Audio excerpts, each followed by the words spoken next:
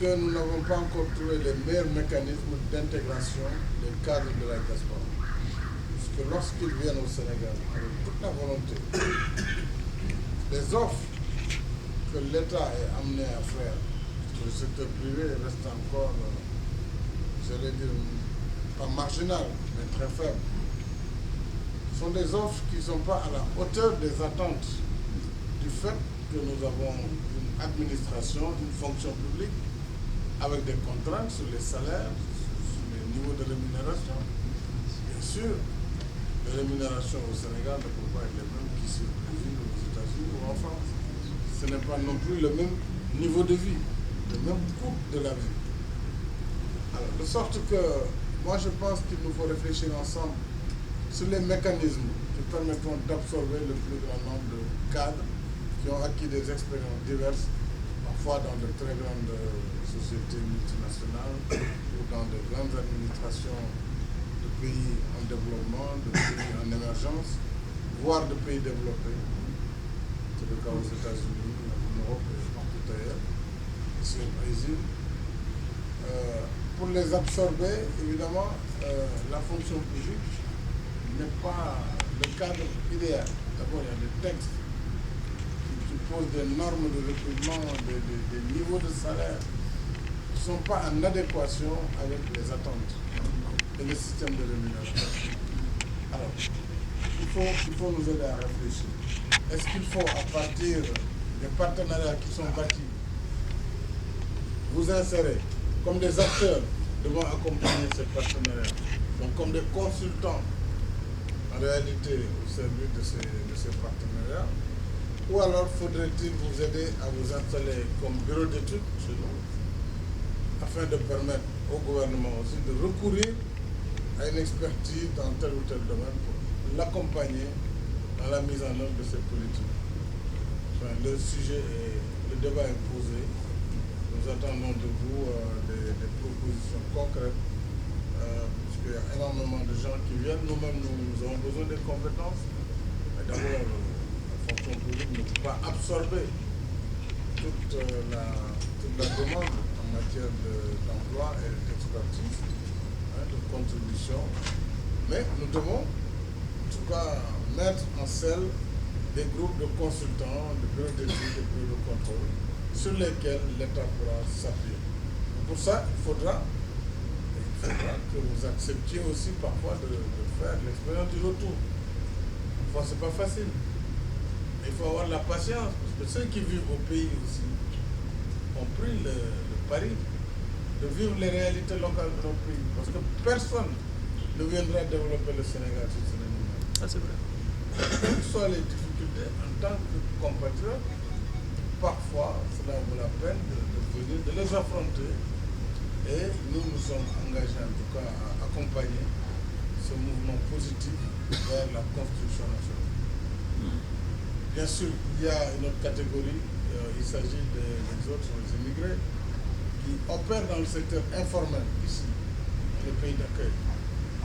Ils ont souvent plus de problèmes puisqu'ils arrivent sans papier et ils n'ont pas accès au crédit, ils n'ont pas accès à l'emploi, donc finalement les métiers auxquels ils s'adonnent sont des métiers difficiles, c'est le commerce, sans toutes les autorisations, comme l'a dit madame. Le commerce, je pense que quand vous venez au Brésil, la seule porte d'entrée c'est par des aéroports, je suppose. Et là, tout est contrôlé, tout est normalisé. Mais nous pouvons voir dans quelle mesure, avec nos amis brésiliens qui ont affiché une très grande volonté. Parce que Mme Rousseff m'a d'abord invité personnellement au-delà du sommet, parce que je n'avais pas retenu de venir. Et elle a réaffirmé tout à l'heure son engagement à développer de façon qualitative et préférentielle la coopération entre le Brésil et le Sénégal. D'ailleurs, j'ai été le premier chef d'État qui l'a reçu juste avant même la fin de la clôture de la première journée. Donc, c'est vous dire que nous sommes engagés sur plusieurs dossiers importants dans le domaine du développement rural, de l'agriculture, de l'élevage, production de semences, dans le domaine aussi de la sécurité et ainsi que dans le domaine de la santé, de la production de médicaments. Et donc les domaines sont variés avec le Brésil. Et nous pouvons beaucoup faire, mais il faut pouvoir sur les projets, les finaliser et en assurer une bonne exécution et un bon suivi d'évaluation. Donc, sur l'ambassadeur, sur nos différents consuls qui sont présents, mais surtout, comptons sur vous, le technique sénégalais du Brésil, ou l'association des Sénégalais ici au Brésil. Vous avez l'avantage de maîtriser la langue, c'est une barrière linguistique. Donc c'est un avantage pour vous et pour nous. Je puis vous assurer que depuis que j'ai été élu à la tête du Sénégal, je me suis engagé dans un combat farouche pour vaincre la pauvreté et pour installer notre pays dans la voie de l'émergence. Évidemment, pour cela, il faut des ruptures. Il faut des ruptures dans la démarche. Il faut une vision nouvelle et un nouveau paradigme dans l'action. Tout le monde sait que pour se développer, il faut travailler. Si nous voulons travailler, nous devons nous délester de toutes les tares qui nous tirent vers le bas. Le gaspillage, la corruption, l'impunité. Surtout. Il faut que force reste à la loi et il faut que nous soyons un état de droit. Pour que nous améliorions l'environnement des affaires dans notre pays. Attirer les investisseurs étrangers. Parce que ce n'est pas avec le budget de l'État qu'on va développer. Pas à partir de 4 milliards de dollars constitue à peu près notre budget annuel, où nous mettons déjà près de la moitié à payer les salaires. C'est pas avec ça qu'on va développer. On le développera en créant une synergie, en redonnant confiance à la communauté internationale, à l'ensemble des investisseurs, publics comme privés, en créant un cadre attrayant, un état de droit où la justice est donnée et où il y a l'égalité des citoyens devant la loi, en luttant farouchement contre les gaspillages et tout ce qui peut constituer une entrave au bon développement de notre pays. Quand vous voulez instaurer ça, on va dire oui, vous faites des règlements de compte, oui, vous faites ceci, vous êtes contre les marabouts, vous êtes cela. Non, il faut savoir ce que nous voulons. Si nous voulons continuer la politique qui était là, évidemment, nous allons continuer cette politique sans rupture. Moi, je ne suis pas là pour ça. Il n'est pas question. Parce que les Sénégalais m'ont choisi sur la base de propositions qui ont été faites. Il y avait d'autres programmes. Donc, je tiens à appliquer ce programme. Il y aura de la casse, il faut, il y aura polémique. C'est de bonne guerre. Mais nous devons rester vigilants et je souhaite que mes compatriotes comprennent cela et me soutiennent dans cette volonté. Tous les pays qui se sont développés ont fait ces ruptures qualitatives. Remettre le pays au travail. Et ça commence par le chef lui-même. Il faut qu'on commence par soi-même. Oui. Donc j'ai dit, le gouvernement, il faut d'abord qu'on le ramène à une proportion raisonnable. On est parti de 38 à 25. Ça a été un gros effort, parce que nous sommes dans le domaine politique. Beaucoup d'alliés, beaucoup de militants qui pensent qu'après une victoire, c'est le moment de la récompense. C'est légitime. Mais comme je dis, la patrie importe plus que le parti. Oui. Oui. D'abord, servons le pays, tout en étant prêt vraiment au sacrifice. Après, il faudrait que véritablement les gens apprennent à rendre compte de leur gestion. C'est normal. On vous donne l'argent public, l'argent collecté, la poche de chacun. Vous êtes appelé à le gérer, le compte de tout. Quand on vous demande de rendre compte, ça ne doit pas poser de problème. Absolument. Absolument. Ça, il faut que les gens donc s'attendent à rendre compte. Donc cela s'adresse plus à moi, à mes ministres, à mon gouvernement, à ceux qui étaient partis, qui sont partis et qui ont été sanctionnés. évidemment, il va falloir faire l'état des lieux. L'état des lieux, on ne peut pas ne pas le faire. Pour savoir, au tenter, lorsque nous avons pris fonction, dans quel état nous avons trouvé le pays, au plan financier, au plan économique, social, etc., au plan des engagements, au plan de la dette, et autant T plus 5, puisque j'ai décidé de ne faire que 5 ans et non 7, quel sera l'état du Sénégal en 2017? Je demande en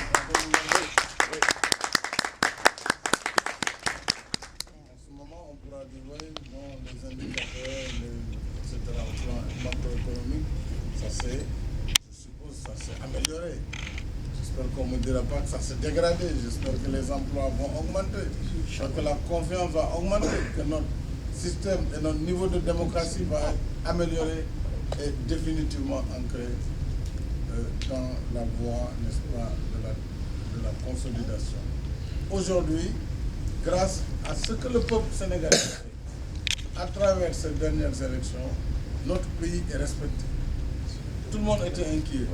Bien sûr, ce pays qui a connu un héritage historique dans le processus démocratique, qui vote depuis 1860, ne pouvait pas retourner en arrière. Donc mon devoir, c'est de consolider ce processus démocratique et de le rendre quasiment irréversible. Ça, nous savons aussi l'apport de l'émigration. Parce que nos émigrés aujourd'hui font plus que toute l'aide publique réunie. 2 fois plus maintenant.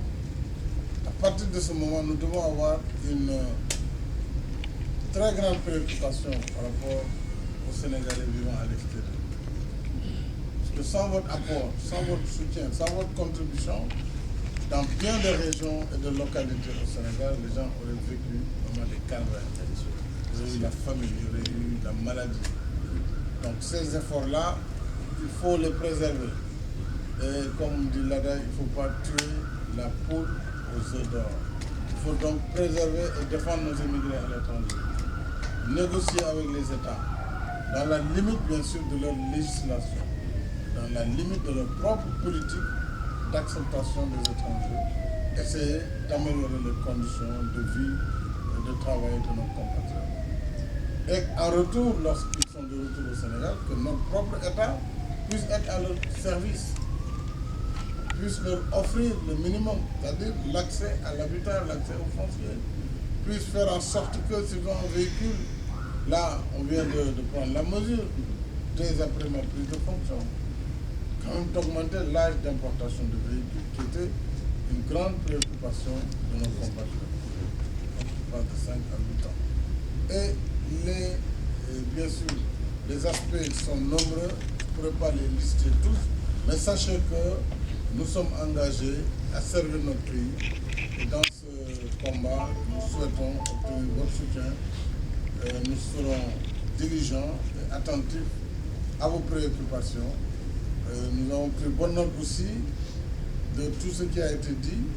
Et je vais terminer le dire en Wolof. Je remercie encore une fois Alain et tous nos amis. Vous avez parlé des consulats. Vous savez que de la même façon que nous avons réduit la taille du gouvernement, nous allons réduire la taille aussi de la carte diplomatique.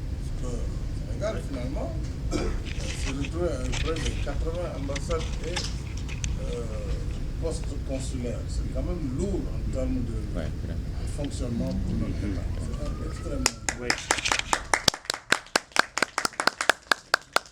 L'efficacité et la rationalité voudraient qu'on optimise. Ça, c'est mon professeur qui m'a appris l'optimisation. Il faut optimiser. C'est-à-dire faire le plus avec le moins de moyens. Effectivement. C'est ça, l'optimisation. Donc aujourd'hui, en Amérique latine, par exemple, on ne va pas continuer à avoir une ambassade au Brésil, bien sûr. Voilà. Il ne faut pas être remis en cause. On ne peut pas avoir dans d'autres pays des ambassades en Amérique latine, alors que le volume de l'investissement, le volume des affaires ne les justifie pas, rien ne les justifie. Effectivement. Donc autant renforcer le poste Brasilia avec des compétences et leur permettre de rayonner en Argentine.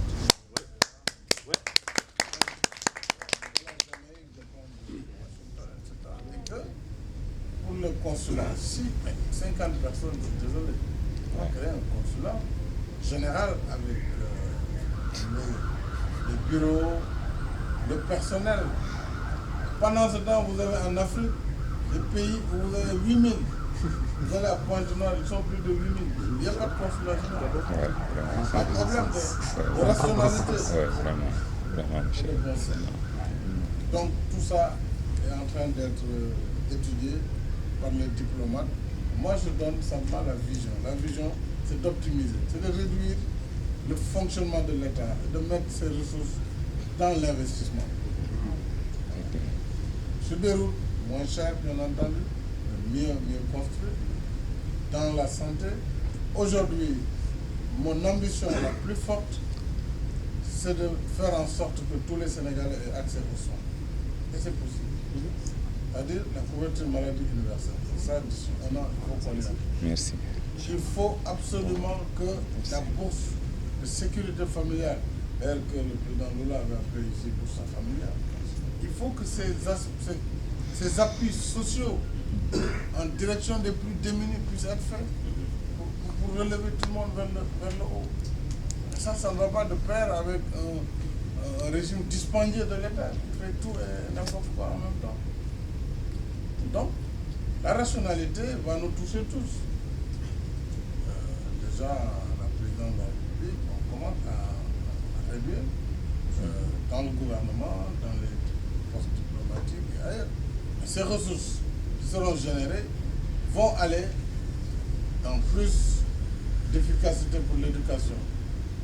Il ne s'agit pas là non plus de mettre de l'argent chaque année, davantage de salles de classe, davantage d'enseignants à recruter, d'aller dans la qualité, dans la formation professionnelle et dans l'accès également à de l'éducation pour tous. L'accès et la qualité. Donc il y a énormément de choses, c'est une vision nouvelle sur laquelle nous essayons de travailler. Et vous savez que mon gouvernement aussi est un gouvernement pluriel, puisque c'est une large coalition qui m'a soutenu. Donc ce n'est pas une affaire de l'APR ou de même, c'est l'APR, c'est Benno Siggil Sénégal, c'est Benno Talon, Benno Président, etc. Mais c'est surtout aussi la société civile. C'est sur tout le monde. Il y a plein de... Mon chef du gouvernement n'est dans aucun parti, il y a d'autres ministres qui sont dans aucun parti. Donc c'est ça le Sénégal. Il faut une équipe plurielle, compétente, qui soit au service du public. C'est ça qui est essentiel. Donc je souhaite compter sur votre soutien et je sais que je peux compter sur votre soutien. li ma ci yokk mooy ginnaaw bu ñu leen santé gërëm leen sant Fatou gërëm leen si seen taxawaay ndax émigré moom wax dëgg yàlla Sénégal yoroon nañ leen jukkal ndax réew moom mën ci dem ci àdduna bi dañ fa fekk doomu Sénégal yu daan doole conditions yi jafe waaye fàtte coono yi muy dundee lépp lu mu mën a am mu bëri mu néew d'abord dana xalaat waa réew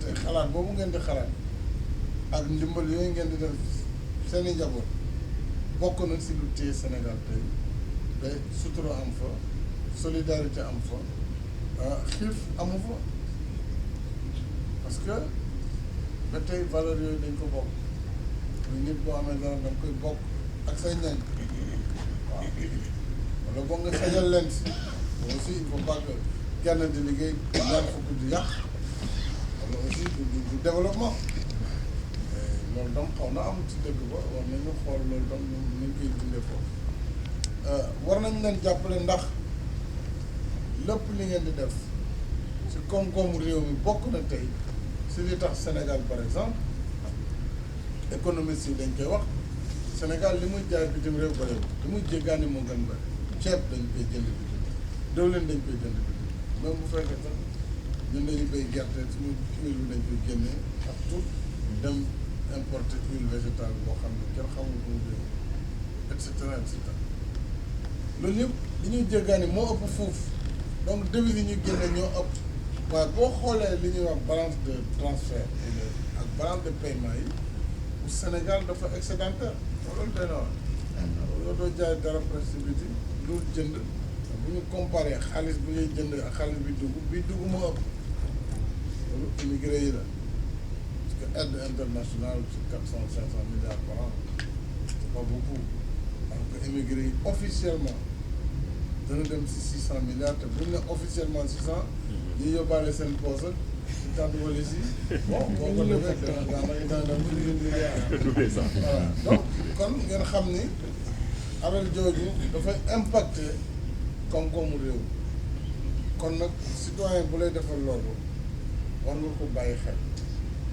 xel nag du bu président bi ñëwee di joxe xaalis fii à gauche à droite loolu amul benn njëriñ d'abord coono la leen di indil na coono mais bàyyi xel mooy ñu xool yéen fii lan moo fii seen principal problème suñuy waxtaan ak gouvernement bu Brésil par exemple dana leen mën a wax kat amoon na ñu fi amoon amnistie vraiment te ñun peut-être am nañ nangam ci ay sénégalais yu nekk ci Brésil te bëriwuñu téeméer la 200 je ne sais pas bu ñu amee données yooyu ci suñuy waxtaan ak président bi wala ak gouvernement bi entre ministre des affaires étrangères danañ mun dugal sujet boobu xamal leen ne aussi vraiment comme ay industrie culturelle la ñuy jëlee Afrique di ko indi fii bëggoon nañ ñu leen koy yombalal parce que foofu du am kayit boo indee masque wala nga indi jëmbe je sais pas jëmbe encore kii moo koy tere ministre de l'environnement non jëmbe amoo fi les masques les vaccins si suñuy jëmbe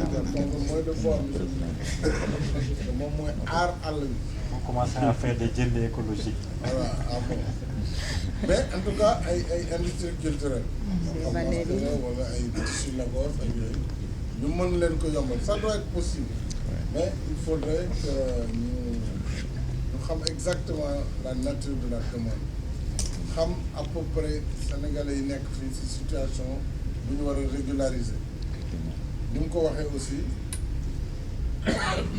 fexe ba di topp yoon comme ni nekkee ci dëkk jàmbur nag da ngay topp laa dëkk doo ñëw dëkk jàmbur bëgg a def lu la neex waaw c'est pas possible Sénégal bi nee naa léegi bu yebul def yoon de parce que bu teewul yoon moom dina teg ci yoon koo mënti doon na parce que c'est comme ça qu'on construit un pays benn citoyen warul foog ne moom parce que may diw man lu ma neex lay def loolu c'est terminé donc boo leen ñëwee fii itam ñu ne yoon bi nii la waaye jaar leen fi ñuy wax lu ñàkkal dara kon dinañ pare daal pour ambassadeur ñu xool requête yi ñu wax pour ñu boole ko ci am na accord yu bëri yu ñu signé ko dinañ ko toppatoo ci fan yi dinañ ko relancer su ko defee ñu xool ñu leen di intégré ci ni ma ko waxee pour que vraiment yéen itam seen taxawaay ci réew mi mën a yokk plus que li ngeen di def déjà en tout cas maa ngi sant ñëpp di gërëm ñëpp